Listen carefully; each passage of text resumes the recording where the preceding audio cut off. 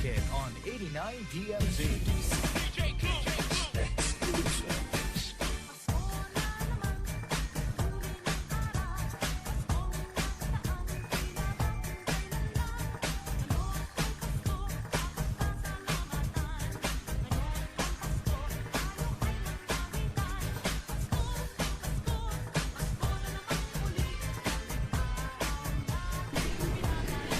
Ang aking lulutuin ngayon ay hototay.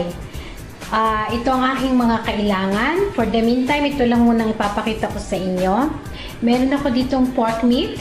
Yan. At meron din akong chicken gizzard. Itong chicken gizzards na to, hindi ko yan ilalagay lahat. Pero isasama kong pakuluan para lumambot na rin. Siguro mga 5 pieces lang ang kailangan ko dyan. Tapos, meron din akong mga 75 gram na pork liver. Yan.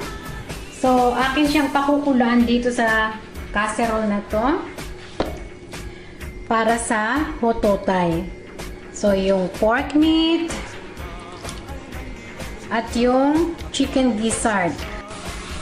So, kung makikita ninyo, kumukulo na. Itatapon ko yung unang tubig na yan, na unang kulo. At papalitan ko ng bagong pinakasabaw niya. Para yung mga lumulutang na scums, maalis. Okay. So, bago na yung kanyang sabaw. Ayan, palalambutin ko na yung pork meat at saka yung chicken gizzard. So, ngayon, akin ang ilalagay yung liver. Yung pork liver, yan. Pakukuluan din. Sandali lang. At mamaya, hahanguin ko sila lahat at ihiwain. So, hanggang mamaya. So, ito ang mga karagdagang sangkap na kailangan ko sa pagluto ng hototay. Itong aking siomai dumplings, yan. Para sa recipe ng siomai, check nyo lang sa aking weblog o di kaya sa files ng video. So, 1 onion, crushed garlic, 2 eggs, 2 carrots, isang yellow at isang orange carrot, 1/4 na cabbage, at variety ng mushrooms. Kailangan din. So, meron ako ritong chanterelle, champignon, tapos ito, yung parang galing yata ng Poland dito eh. So, variety of mushrooms ang kailangan. At yung meat.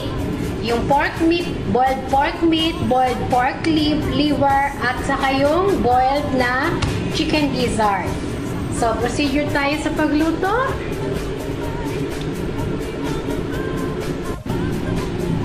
So, titingnan ko na. Ayan, kumukulo. Kitang-kita.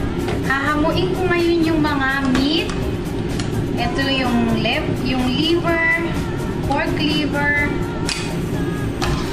meat, at saka yung chicken gizzard. At akin siyang hihiwain. Tapos itong pinaka-meat broth, itatabi ko siya. Set aside ko muna. Dahil yan din ang magiging pinakasabaw niya mamaya. Init na.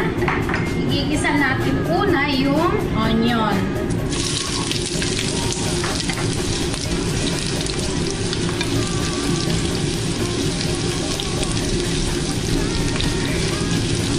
Tapos yung bawang.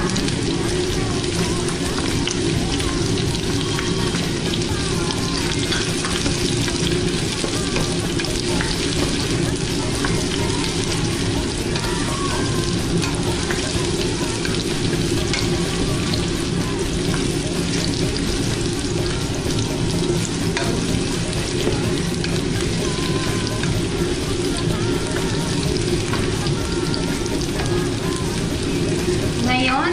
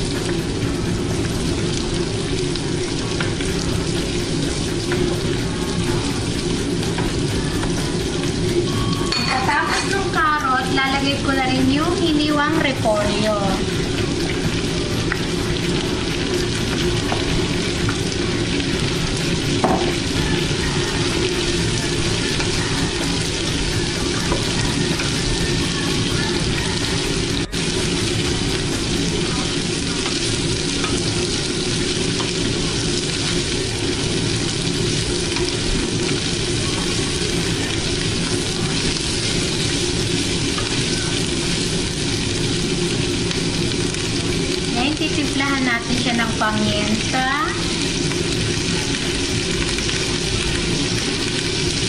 at salt.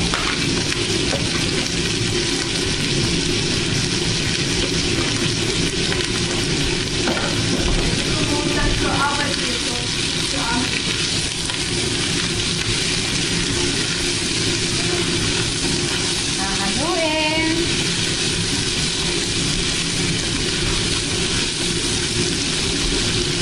Ngayon, isasaling ko dyan yung pinagkakuluan ng meat. Sasalain ko siya.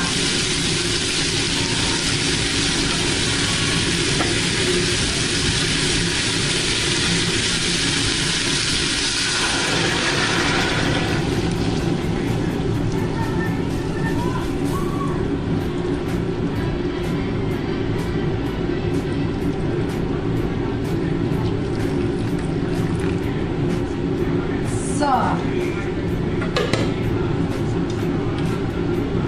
antayin natin siyang kumulo. Haluin ko lang. At pag kumulo siya, saka ko ihulog yung boiled pork meat, pork liver, at yung chicken gizzard. Ngayon, ilalagay ko yung liver,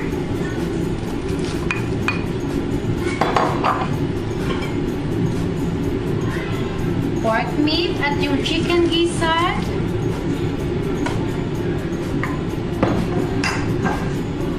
Simutin natin. At pakukuloy ng isang kulo pa. Pag kumulo muli, saka ko ihulog yung mushrooms. So, ayan, kumukulo muli. Ilalagay ko na yung mushrooms.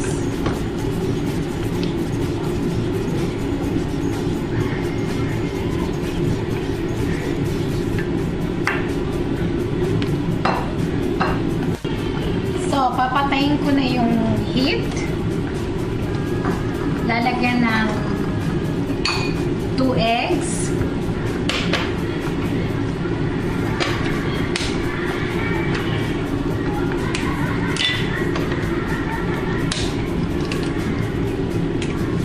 At hahaluin.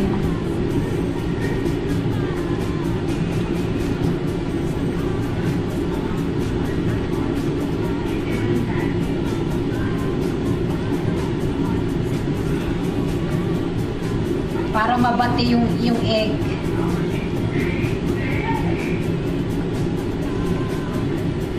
So, okay na yan. Tapos na. Yan ang hototay. Kung gusto niyo doon sa bowl, pag naghain kayo, lagyan nyo ng isang egg, pwede rin. Na siya kung gagawin mamaya.